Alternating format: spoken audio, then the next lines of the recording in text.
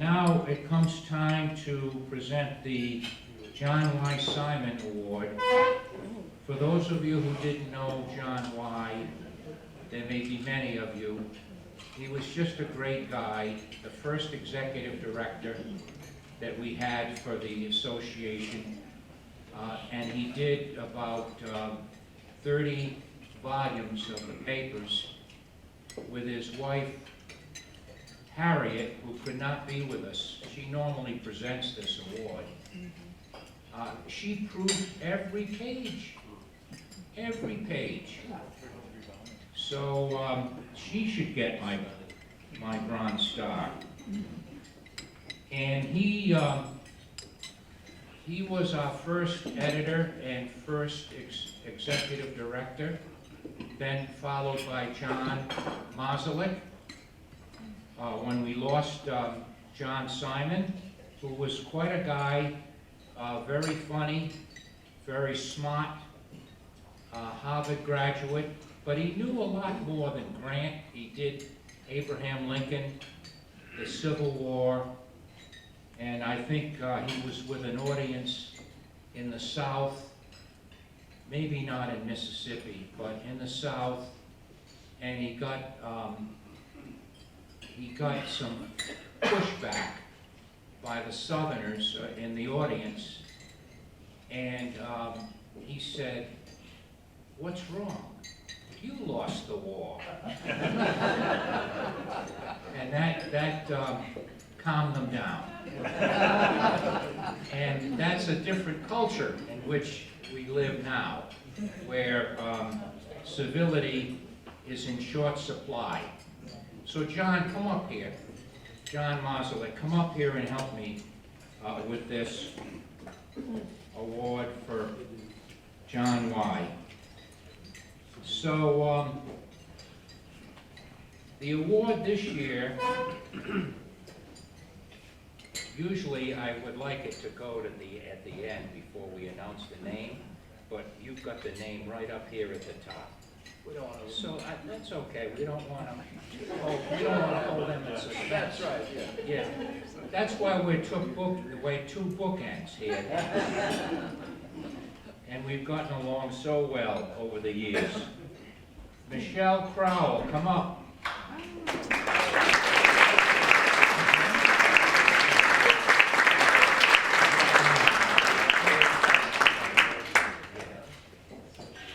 Michelle A. Crowl was born on June 12, 1969, and is today the Civil War and Reconstruction Specialist in the Manuscript Division of the Library of Congress. And she supervises the presidential papers of President James K. Polk, not a friend of Lincoln's. In the 1840s, all the way through the papers of Theodore Roosevelt into the early 20th century. In her position at the Library of Congress, she first earned a bachelor's degree in history from the University of California, Riverside. Later she earned her master's and her PhD at the University of California, Berkeley. Go Bears! Dr. Crowl later was the library assistant at the Historical Society of Washington, and she later became assistant professor of history at Northern Virginia Community College, where I first met her, right? With Terry Alford. That's exactly right. He wrote the definitive biography of John Wilkes Booth, so don't run out and get it. I'm kidding. I'm kidding. It's an excellent biography, even if the subject was not so excellent. And she has had the honor of being research assistant for famous historian Doris Kearns Goodwin. Finally, she published the books Women of the Civil War, the World War II Memorial, and the important book on Quantico, Virginia. She is one of the experts on the Virginia area and Washington. Dr. Crowl is well known in the history community, generously helping a large number of scholars find within the Library of Congress materials that have made possible the publication of important books and articles. Now I have to say, personally that she is one of the most generous people in the world, both with her, because she's not just a member of the Grant Association and soon to be the vice president, hopefully tomorrow, but if elected, and which I think she will be, but she's working with other groups and has been just as generous as she has to the Grant Association, and we're grateful for that. Finally, Dr. Crowl has been the officer of a variety of Civil War organizations, and we are so happy to have had her work on so many grant materials in our collection. For that, especially your generosity, we award this year's John Y. Simon Award. So please, let's applaud for her.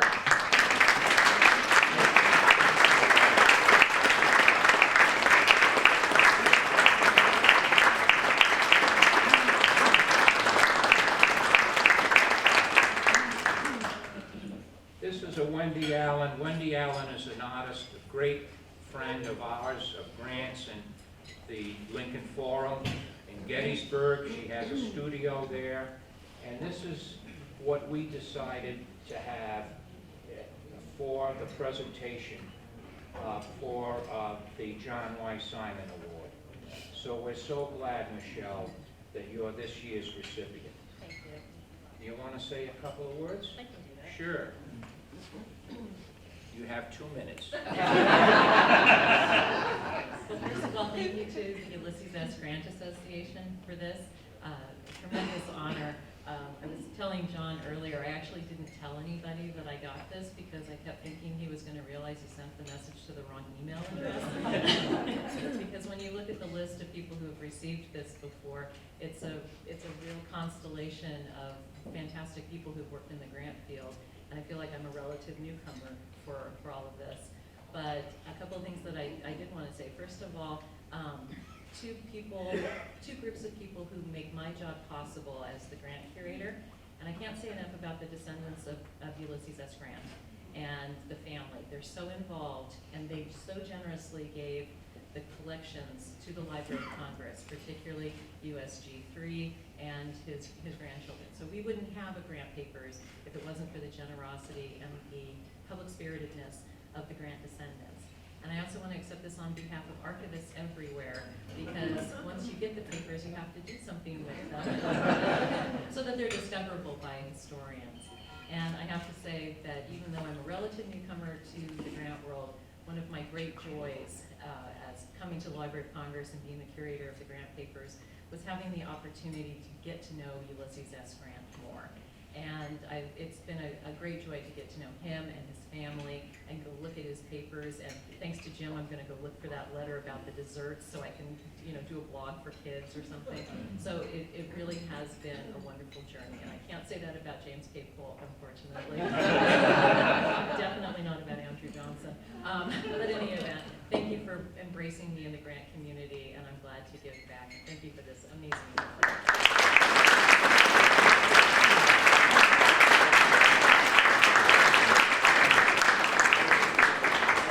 And by the way, when I say Michelle is generous, I'm not just talking about donations, where she has been bountiful in her giving, but just the work she does for customer service, if you want to call it that, or client service at the Library of Congress.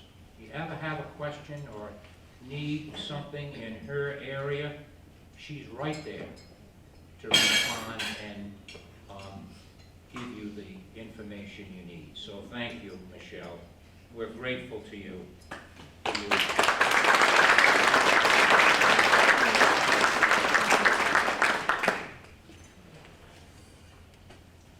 Now for an introduction of Andy, our speaker tonight. Dr. Ann Marshall, a colleague of Andy's, will give the introduction. And this, as is typical for an evening presentation, there is no Q&A following. So Dr. Marshall, please.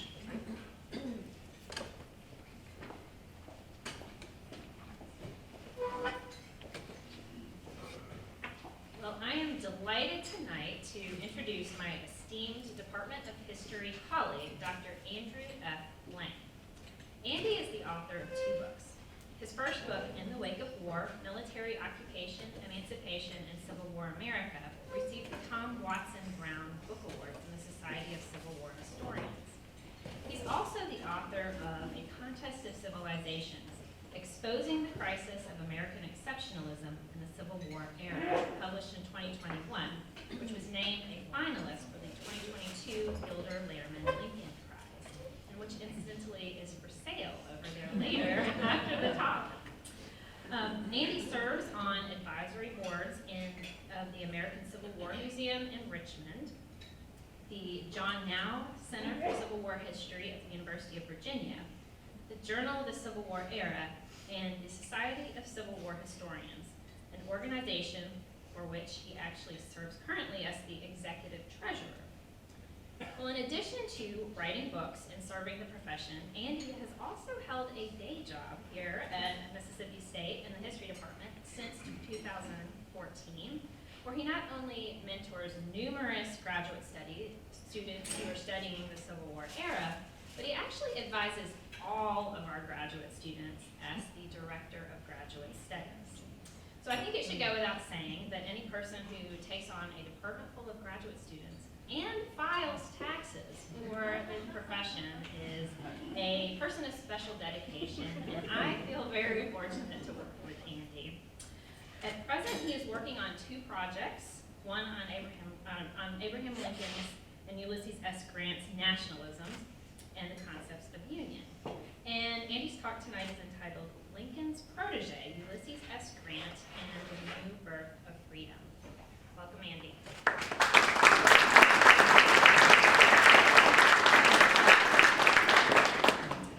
Well, thank you, Professor Marshall. To our friends, guests, and visitors, welcome to Mississippi State University. I am very much honored to have the opportunity this evening to deliver what Lincoln might have called a few appropriate remarks on the momentous occasion of the Ulysses S. Grant Bicentennial. I think I speak for all of my colleagues in acknowledging how privileged we are to be preserving Grant's life and legacy at this institution. And I thank all of you for joining us from near and far and contributing to this noble effort. I want to begin tonight by thanking numerous people, and I'm not speaking merely for myself, but for all of us here. First, I want to thank Eddie Rangel, the assistant to the director of the U.S. Grant Association, for inviting me to deliver tonight's lecture. But more importantly, this week's event would not have materialized without Eddie's vision, his tireless commitment to detail, and the program. If you get the chance, please thank him personally, for he does deserve it. He successfully navigated the uncertainties of a pandemic to ensure that we can all gather here this evening. Thank you also to President Mark Keenum, Provost David Shaw, Dean of Libraries Liz Pankel, Associate Dean Stephen Canetto, the Dean of College of Arts and Sciences Rick Travis, and Head of the Department of History Alan Marcus. All of your support to the study of U.S. Grant and Abraham Lincoln in the U.S. Civil War era are much appreciated. I consider myself remarkably fortunate to be part of an institution that so values the study of this signal moment in American history. The faculty and staff at the Grant Library and Lincolniana Collection display an unmatched professionalism in managing their repository's comprehensive and diverse collections. Thanks go to David Nolan, Louis Gallo, Ryan Sims, Kate Gregory, Amanda Carlock, Brian Matheson, and Eddie Rangel for their impressive expertise and service. I'm particularly thrilled that my colleague in the Department of History, Professor Ann Marshall, is the incoming Executive Director of the U.S. Grant Association and Presidential Library, though I've learned today that incoming is contingent on a vote tomorrow. There are few people whom I hold in higher professional regard than Professor Marshall. Together with Jim Bultima, the incoming president of the U.S. Grant Association, the library, and the association are sure to thrive for years to come under their leadership. Finally, commemorating the Ulysses S. Grant Bicentennial at Mississippi State University stems from the unrivaled dedication and remarkable vision of Dr. John Marszalek and Chief Justice Frank J. Williams. Their unparalleled commitment to chronicling and preserving the legacies of U.S. Grant and Abraham Lincoln have cemented the Mitchell Memorial Library in Mississippi State as prominent institutions at which to study the American Civil War era and its foremost leaders. So thank you, Dr. Marszalek. Thank you, Chief Justice Williams. We all owe you an enduring debt of gratitude for your generosity and your devotion to this university. Well, I want to start tonight with Bruce Catton, the great mid-20th century narrative historian of the Civil War, who wrote this about Ulysses S. Grant's encounter with destiny. Nothing in 1865 could have been more natural than for the country to suppose that he was the man who could best lead it through the bewildering complexities of the post-war years. And for Grant, nothing could have been more unfortunate, because such a role called on him to transcend the national character, but instead of transcending it, he embodied it. Unfortunate for the country, too, Catton continued, beyond doubt. Yet less so, for Grant was symbol rather than cause of the darkness that came down after the war ended. But that darkness was never absolute. Two ideas had been broadened and made enduring by the war: the idea of human unity and the idea of human freedom. The war had been committing the country to democracy forever, and in the years of the nation's grossest materialism, its noblest ideals would be taking root. But Grant's bitter fortune was that he came to symbolize the materialism. But it was the ideals that he really understood, and he had done his full share to give them life. Now, for Bruce Catton, Grant personified the gallant promise and the sad avarice of the Reconstruction era, at least as he understood it. If only Grant had been spared his unfortunate rendezvous with Reconstruction, Catton lamented, Grant might have endured for posterity at Appomattox as the nation's greatest and unsullied hero. But the glory of war offered little refuge in the misery of peace, a peace that found Americans more preoccupied with fleeting, covetous riches than timeless, self-evident truths. The tragedy of Reconstruction, Bruce Catton believed, was not that Reconstruction had been attempted or that Grant had betrayed somehow the era's noble ambition. No, for Catton, like so many of his generation, the real tragedy was that Reconstruction had been a just but regrettable coda to the Civil War, somehow ensnaring the wise and virtuous in what he called inescapable darkness. And yet Catton couldn't escape Reconstruction as it actually was. An unprecedented moment, born of war and bloodshed, for the United States to be baptized in the water of its moral ideals. And there stood Grant, the nation's honorable steward, preparing to deliver a justified people to eternal life. Written in the early 1850s, Catton's portrait of Ulysses S. Grant came at a time when Grant's reputation had long suffered grievous blows from historians and partisans. Catton's Grant was not a bumbling fool ill-equipped for the presidency, nor was he a calculating authoritarian bent on crushing a prostrate South.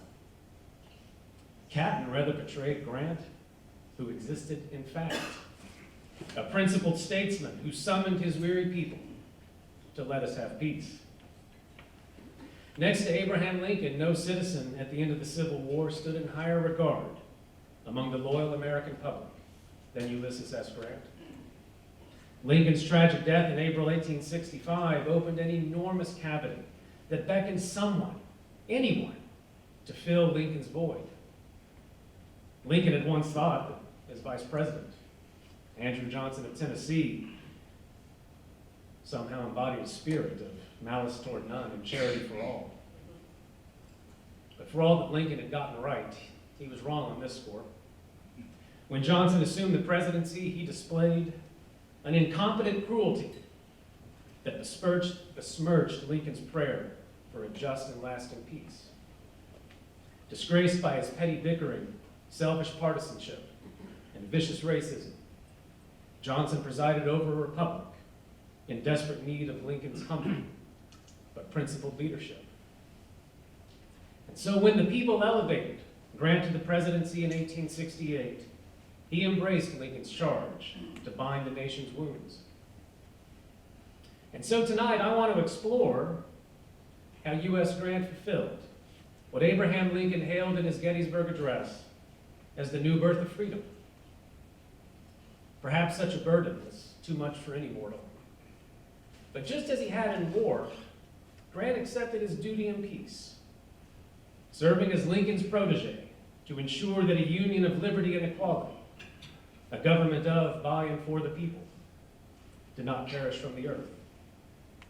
This is the Grant whom we commemorate in the bicentennial year of his birth. As the Republic's foremost military commander, Grant preserved the Union through a contest of arms, what he called the highest tribunal that man can resort to. And from 1865 until his death 2 decades later, as General-in-Chief of the Army, Interim Secretary of War, President of the United States, and private citizen, Grant shaped a public meaning of that very union. Now, of course, Grant detested politics, and he abhorred public speaking, and he never possessed Lincoln's majestic rhetoric. But Grant was deeply political in describing the Union and its enduring purpose. For Grant came to share Lincoln's faith that when anchored to the manifest truths of the American founding, free people and free institutions best express the national character. I want to take us to November 22nd, 1869. 6 years and 3 days after Lincoln delivered his Gettysburg Address. On that day, President Grant received Alexander Tate as the new ambassador from Haiti to the United States. Grant welcomed the relationship between his nation and the world's first independent Black republic. The president reflected on how each nation had come to symbolize the Atlantic world's remarkable transformations. As he said, prejudices, no matter how deeply implanted, must sooner or later yield to the force of truth. For Grant, emancipation in the American Union fulfilled the proposition that all humans were indeed created equal. In an unmistakable turn of phrase that spoke to the Civil War's great transformations, Grant concluded, the throes by which this new birth here was accompanied, or indeed agonizing, and their effects even now are scarcely over. A new birth. Grant understood the American Civil War era as the moment at which the United States rejected the assumption that one human, regardless of race or class, could enslave another. Slavery corrupted democracy because it licensed a free society and a free citizenry to discard what Lincoln had once called the central idea of American nationhood, the equality of all men.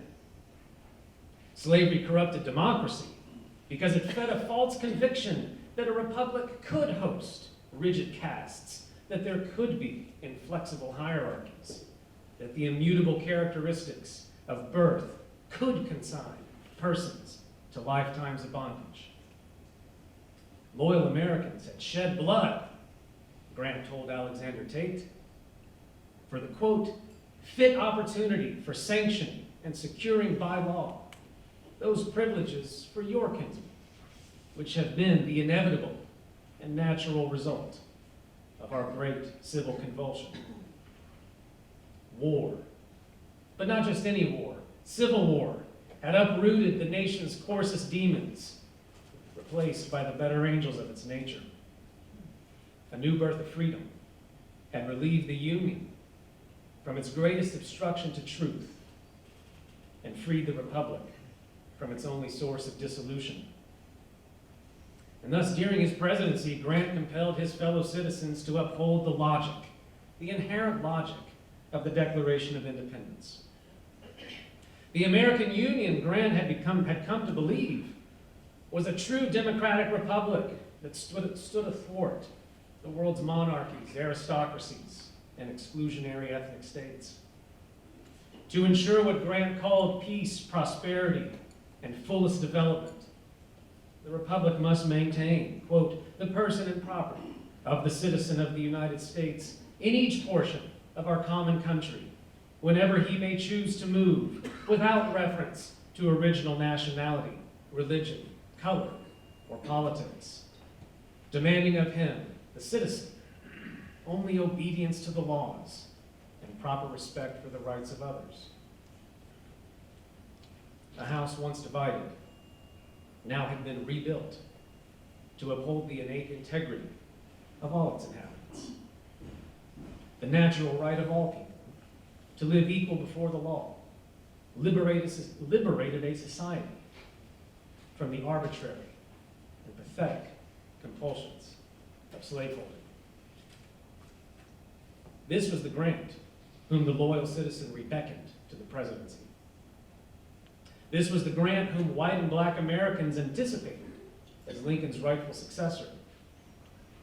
This was the Grant whom the people envisioned as the premier symbol of union and emancipation, the axis on which the destiny of the republic turned.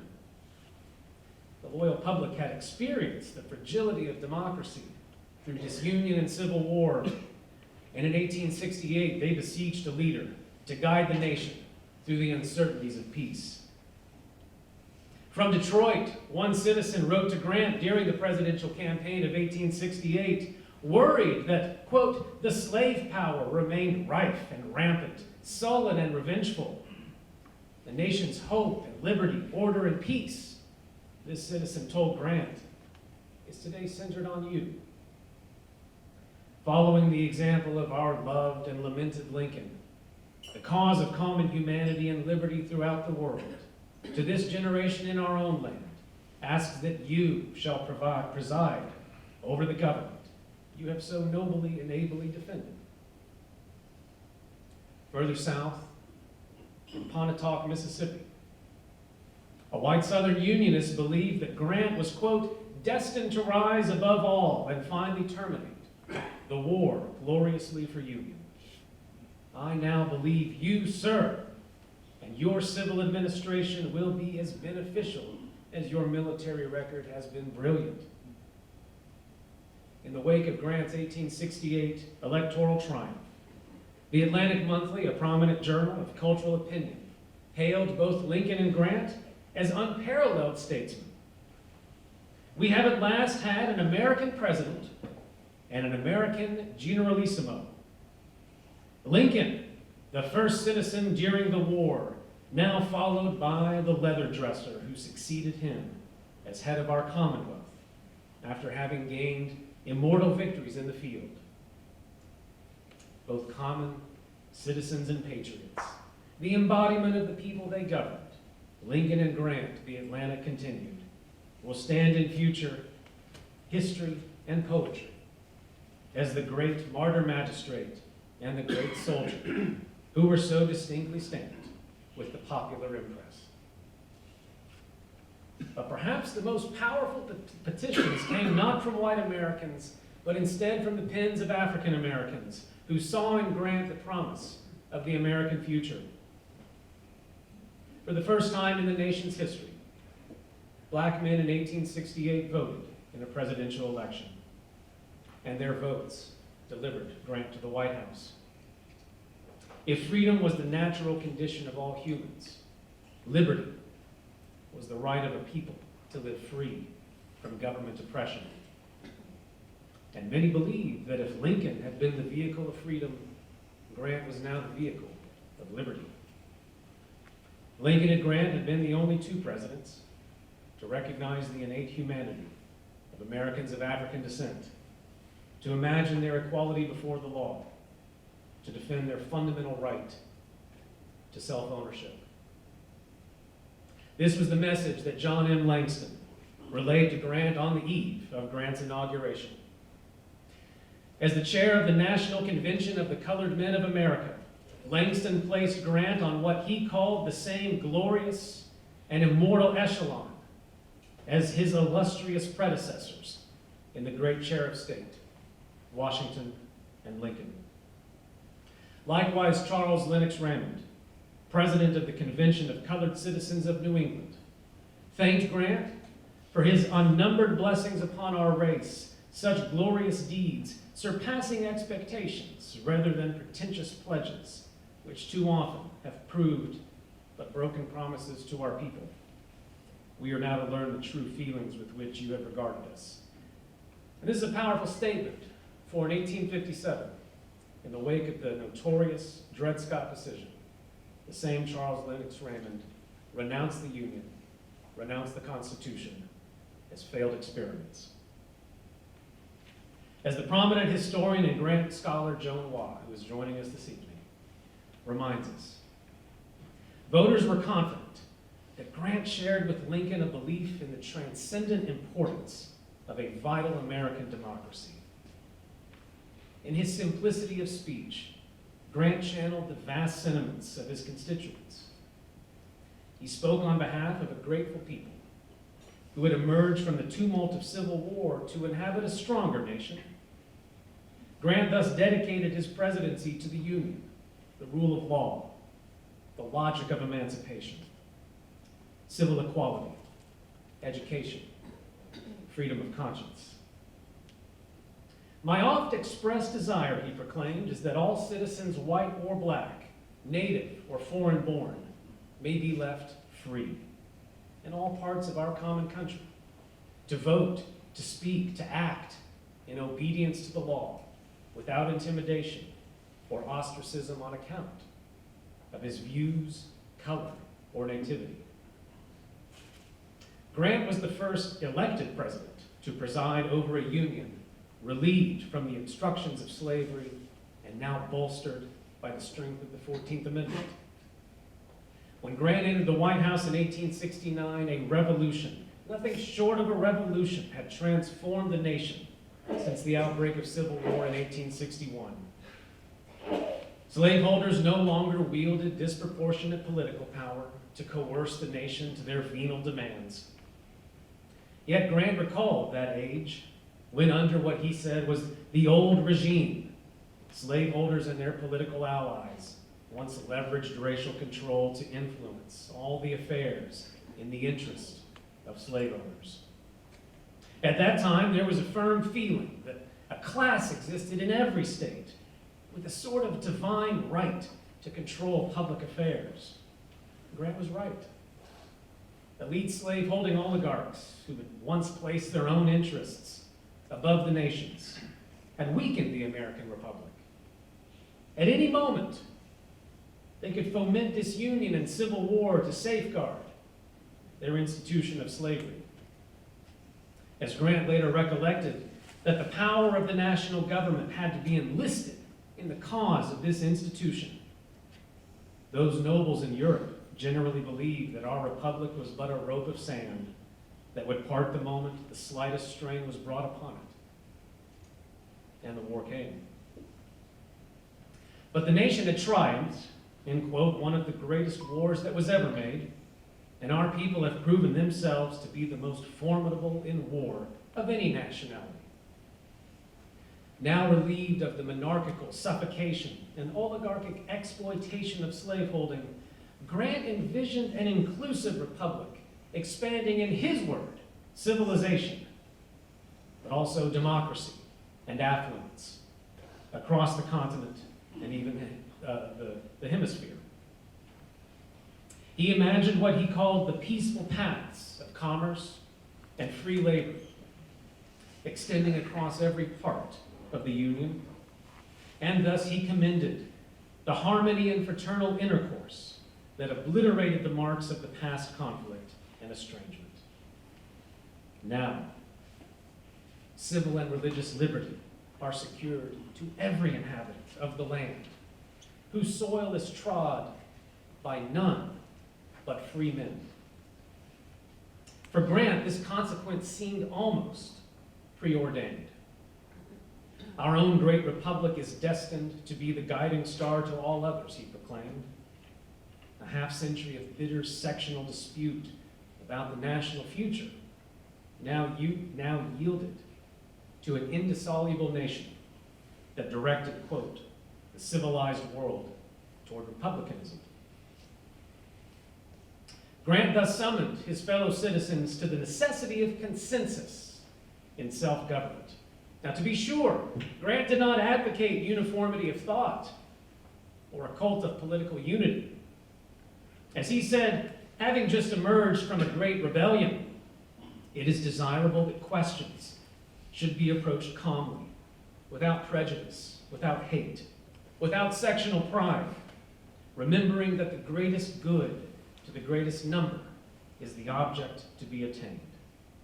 This requires security of person, property, and free religious and political opinion in every part of our common country, without regard to local prejudice.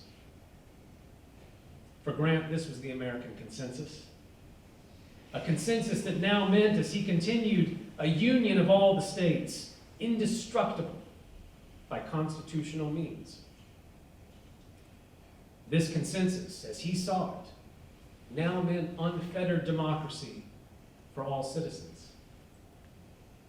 With a population of 40 million free people, he said, all speaking one language with facilities for every mortal to acquire an education, with institutions closing to none the avenues to fame or any blessing of fortune that may be coveted, with freedom of the pulpit, the press, and the school. So what do we make of this? What's he getting at?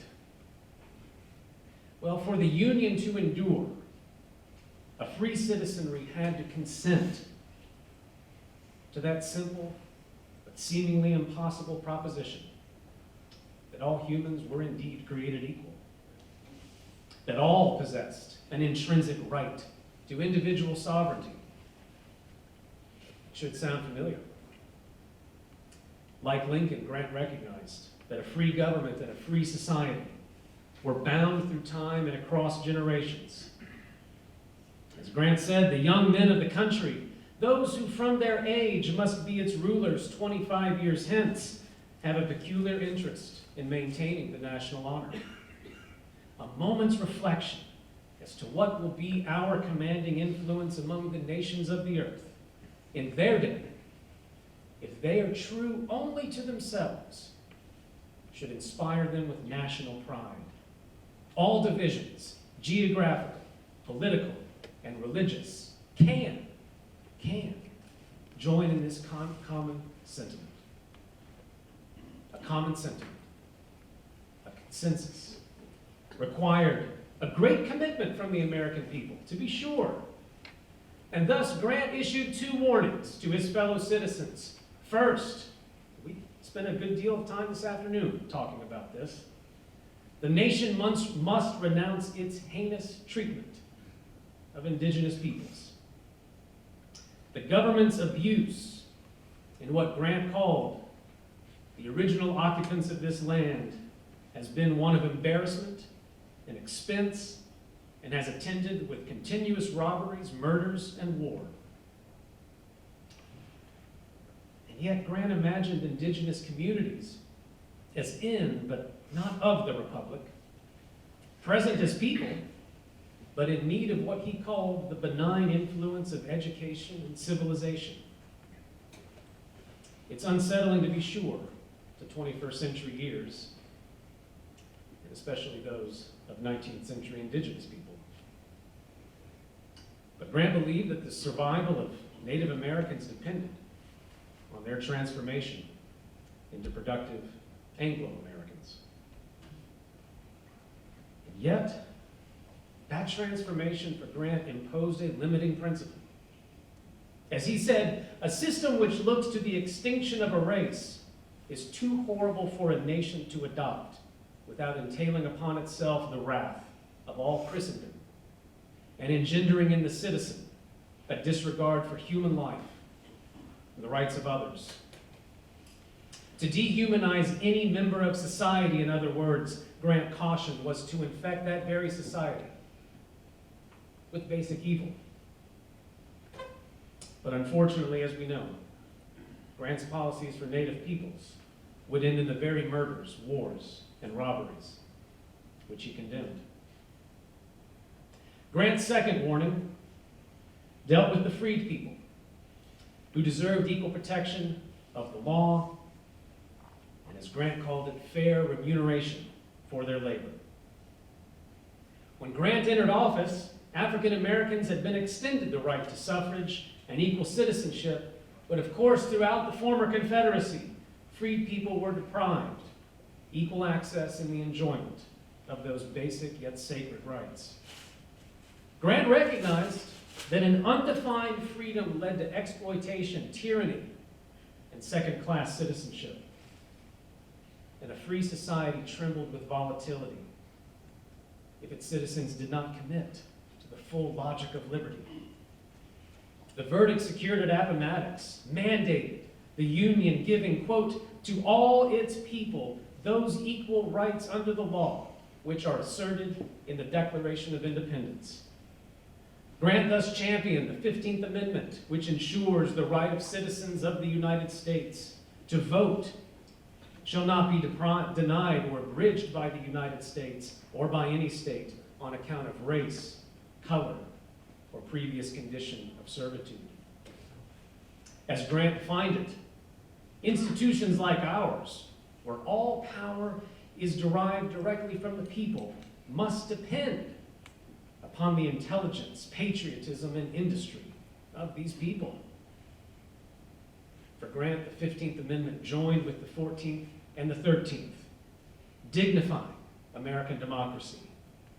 For they all signaled that all people were indeed people, each endowed with individual acumen and conscience, each endowed with a secure and equal station in a self-governing society.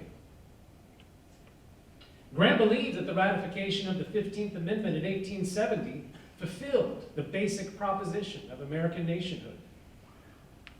14 years removed from 1776, the amendment was, quote, a measure of grander importance than any other act of its kind from the formation of our government to the present day. It completes the greatest civil change and constitutes the most important event that has ever occurred since the nation came into life.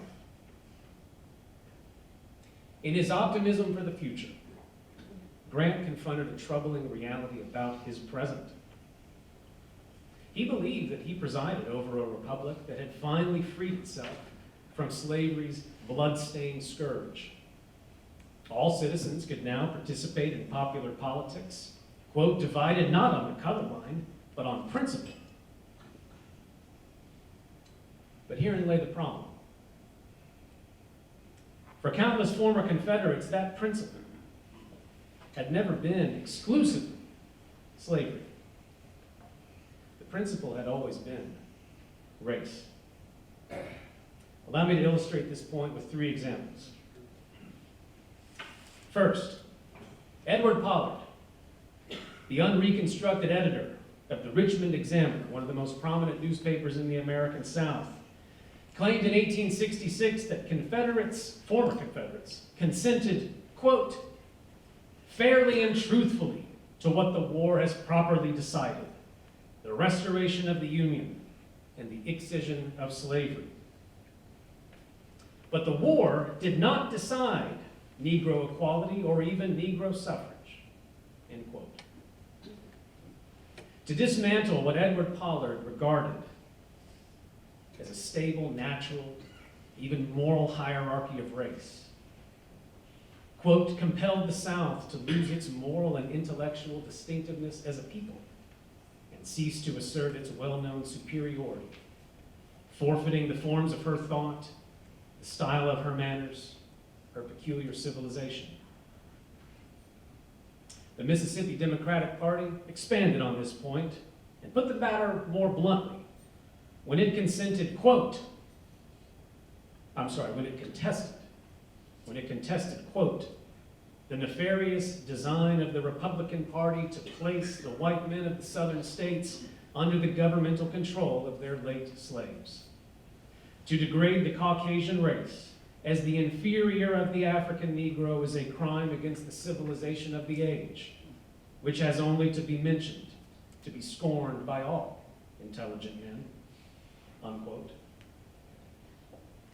Such sentiments fueled waves of devastating racial violence and electoral fraud committed by white Southern paramilitary organizations that overthrew Republican Reconstruction by the mid to late 1870s. That takes us to our third example. A man by the name of Robert Wallace Shand, a member of the South Carolina Red Shirts, one of those paramilitary organizations that toppled his state's biracial Republican regime. Robert Wallace Shand asked of this violence, was all this justifiable? Yes. For unlike elections at other times, our civilization was at stake. For we could not live in South Carolina if Negro rule continued. Our plan of campaign was an evil, but its success overcame a greater evil, unquote. The violence of Reconstruction framed the context in which President Grant delivered one of the most profound speeches of his entire presidency. Addressing veterans of the Union Army, gathered at a reunion in Des Moines, Iowa in 1875, Grant's brief comments exhibited a Lincoln-esque quality. His speech enlisted the past, present, and future in a common cause, and thus he implored that the purpose for which his veterans had fought and perished would not be in vain. Quote, the hardships imposed for the preservation and perpetuation of our free institutions were worth dying for, the president said. The sacrifice of those honored dead had secured what Grant believed to be the blessings of the present. Let not the result of their sacrifices be destroyed, he told his veterans. We welcome all, such who come forward in good faith to help build up, perpetuate our institutions against all enemies as brothers in full interest with us in a common heritage. And then Grant asked how to preserve democracy in union, not then in 1875, but for all time, for posterity. As he often did in his public remarks, Grant emphasized an informed citizenry, maintaining a firm reliance in truth and education. Now, what do we mean by education? 19th century Americans understood education as a means of forming character, shaping manners and behavior, cultivating the moral and social qualities of an enlightened character. Grant noted that in this context, education in a free society should promote, quote, that intelligence which is to preserve us as a free nation. That intelligence compelled citizens in the present to acquiesce to, not redefine, not reject, but to acquiesce to the self-evident teachings of the past in service to the vast future. Those teachings, Grant explained, were rooted in the American founding. Quote, free thought, free speech, a free press, pure morals, unfettered religious sentiment, and of equal right and privileges to all men, respective of nationality, color, or religion. This was the same precise instruction that a 23-year-old Abraham Lincoln conveyed for the first time in 1832, a sentiment that he would proclaim for the rest of his life.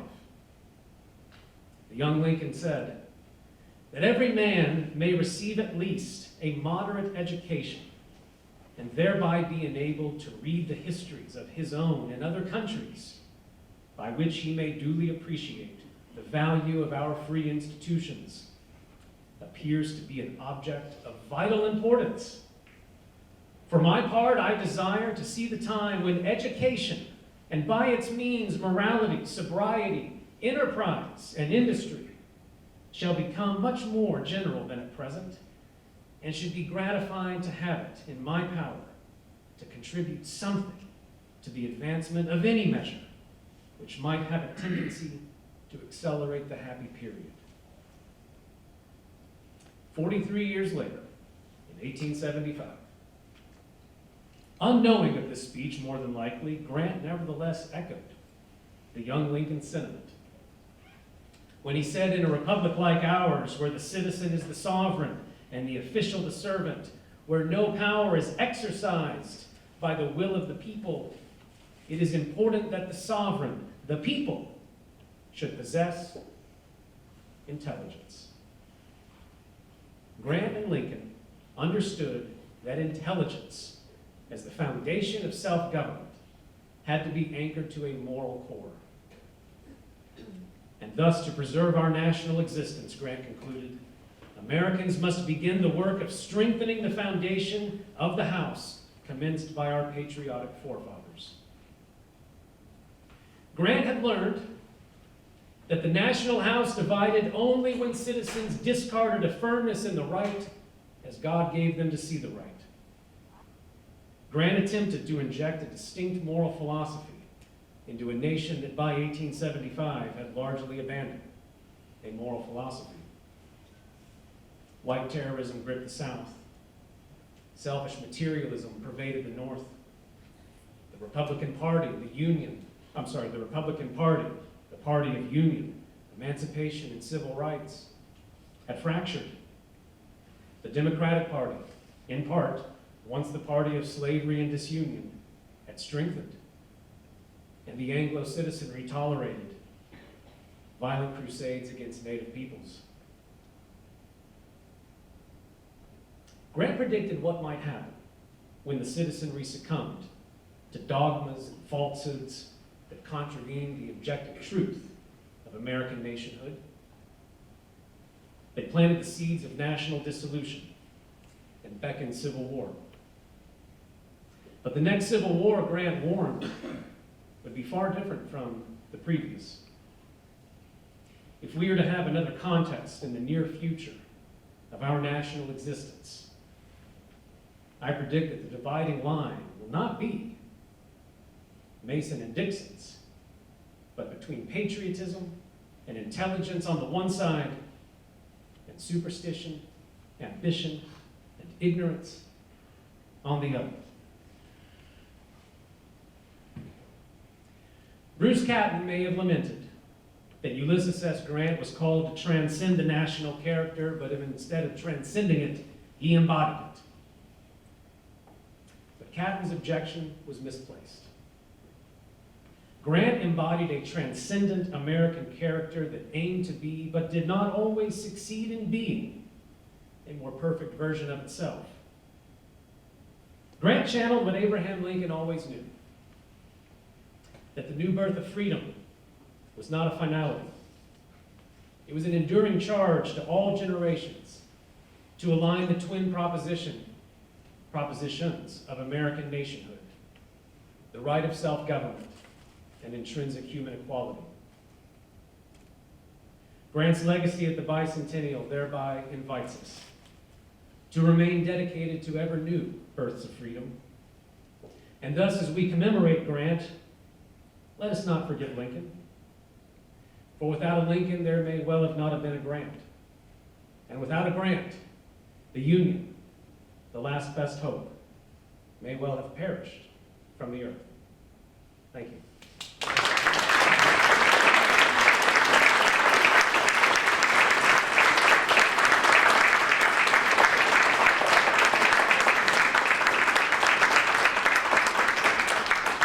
So I have small children to feed at home, so if you want to buy some books, you're more than welcome to.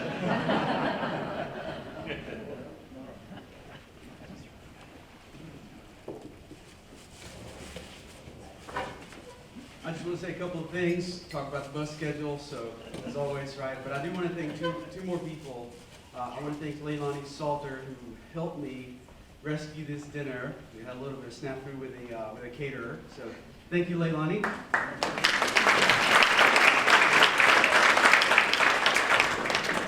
And I want to thank Linda Graham. I don't know where she is, but Linda is, she is a soldier.